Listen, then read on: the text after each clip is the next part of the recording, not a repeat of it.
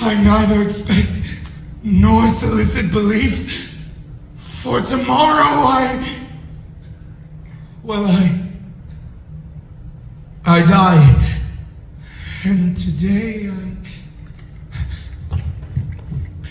I wish to unburden my soul.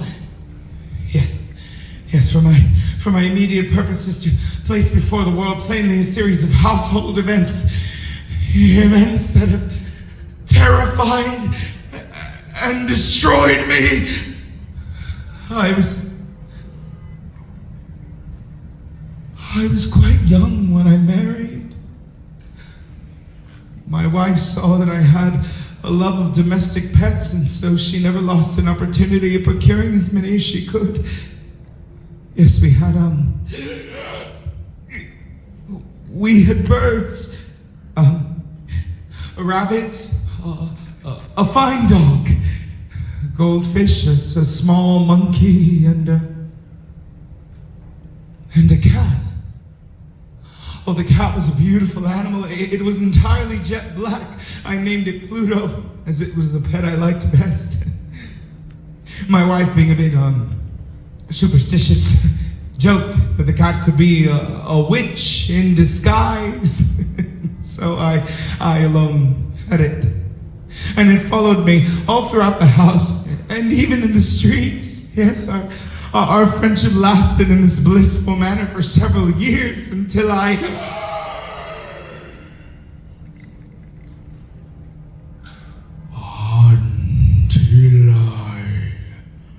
started to change. For the worse. I grew day by day moodier, more irritable, more regardless of the feelings of others. I tried not to hurt anyone, you see, but the disease, it grew stronger, and it took hold, and I drank more and more, much more than I should, and then I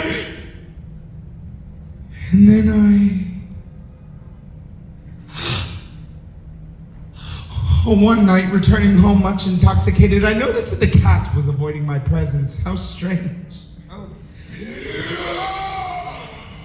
And this angered me greatly, and so I seized him. And there, the cat in his fright at my violence inflicted a slight wound upon my hand with his teeth. A nip. The fury of a demon possessed me. I knew myself no longer. I grabbed from my waistcoat pocket a small pocket knife, opened it up, grabbed the poor beast by the throat, and deliberately cut one of its eyes from its socket.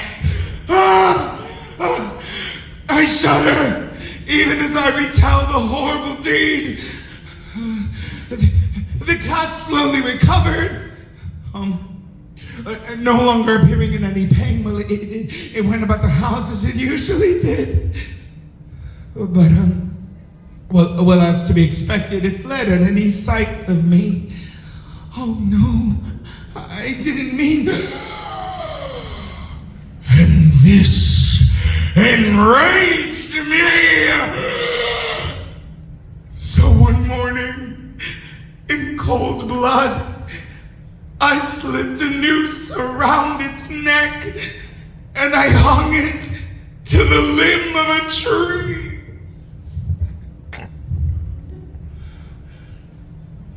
I just wanted to be free.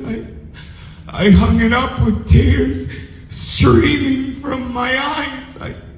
I knew that it loved me, that it made no offense towards me, but it had to be done. Even if it placed my soul far beyond the reach of the most merciful God. Later that night, after the cruel deed was done, I was woken by the sounds of fire. The curtains of my bed were aflame. The whole house, it was blazing. It was very difficult for my wife and I to make our escape. But the destruction was complete. My worldly wealth, it was all gone, all burned up. I resigned myself to despair. And then it crept into my mind. Could this have been the result of the beast? In some mysterious way? Did it cause my house to burn to make me pay for my evil acts so that it may take revenge upon me? For months, I could not escape this thought. One night, half drunk as usual, my local tavern, my gaze is suddenly drawn at my attention to a black object in the corner of the room. I approached to see what it could be, and it is a cat. A cat that looks awfully like Pluto, save for one white patch on this otherwise black cat. I reach out to pet it, slowly moving my hand down its back. The cat arose, pressing its back against my hand. Seeing as how it took a liking to me, I offered to buy it off the innkeeper, but he had claimed to have never seen it before. As I left, the cat followed, and so I let it. Upon returning home, it domesticated itself at once and became, well, a great favorite to my wife. But for me, I felt a dislike arising within me. Oh, it was the reverse of what I had anticipated. But there I found myself growing rather, disgusted and annoyed. What added no doubt to my hatred of the beast was the discovery in the morning after I brought it home that, like Pluto, it too had been deprived of one of its eyes. This circumstance only endeared it more to my wife. With my avoidance of the creature, well, its love for me seemed to only increase. You see, it followed my footsteps. Whenever I sat, it would crouch beneath my chair or spring upon my knees. If I arose to walk, well, it would get in between my feet, thus nearly throwing me down. I began to hate the cat.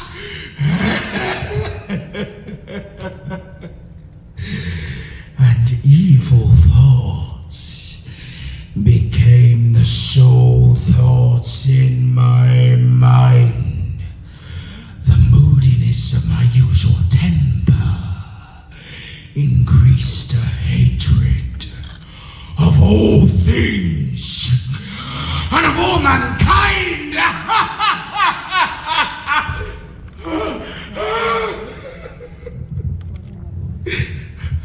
One night, my wife called upon me to go into the cellar of what remained of our home. The cat had followed, as it usually did, down the steep stairs, thus nearly throwing me headfirst down them. Oh, it slipped me into madness. I grabbed the old axe from the walk, and in my rage aimed a blow at the creature. Had it not been for my wife's quick hand, I would have landed a fatal blow on the cat.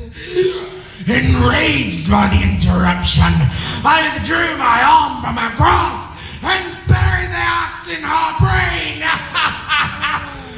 No! No! She fell dead upon the spot without a groan. After this hideous murder was accomplished, I set myself forth the task of concealing the body. I knew that I couldn't remove it from the home without risk of being seen, and I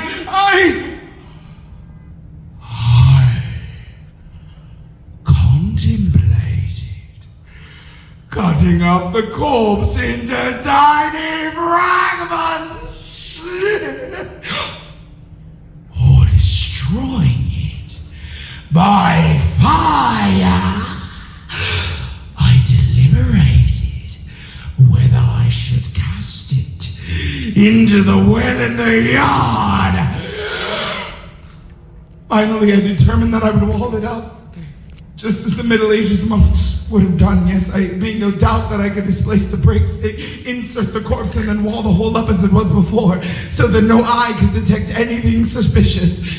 Yes, by means of a crowbar, I began to dislodge the bricks. I deposited the body into the innermost wall in an upright position, prepared a plaster that could not be distinguished from the old, and I went over the new brickwork. Once done, it had not even the slightest appearance of having ever been disturbed. Days passed.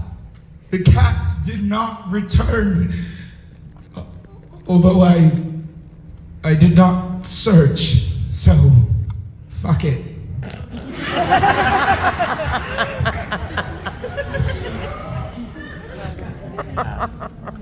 But I slept in bliss every night.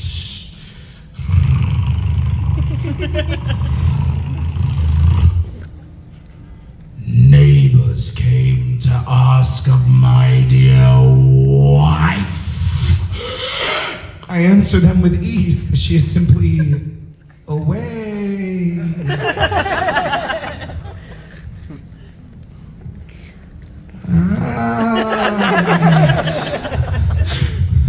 Then one day, several officers of the police came, confident that they could find nothing. I allowed them to search the house bit by bit, or well, whatever remained of it. They were thoroughly satisfied and prepared to depart, when suddenly I felt drawn by some unforeseen force to tell them that all was well. The walls of this building, I said, they are built quite strongly. Well, it is a fine old house. As I spoke, I began to strike part of the wall from which behind was my wife's body. No sooner did the reverberations of my blows turn into silence, was I then answered by a voice from within the tomb. It was a cry, and it was muffled at first, but then it grew louder, almost like a wailing. A screaming now! It sounds like a throat to the damned in pure agony! For just a moment, the police stood there looking at each other, and then they quickly began to pick out the stones. And a moment later, there before them was the body of my wife, black with dried blood, smelling of rotting flesh and decay. No, no, no, no, no, no.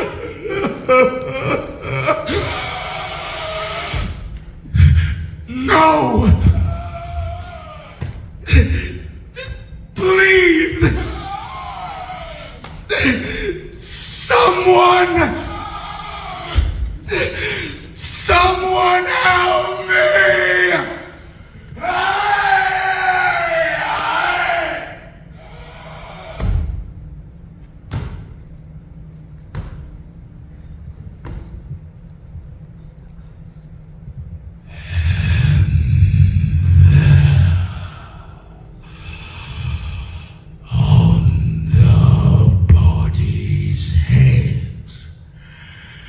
Its one eye filled with fire, its mouth open wide with the color of blood, sat the hideous beast of a cat, the damned cat, crying out in its revenge.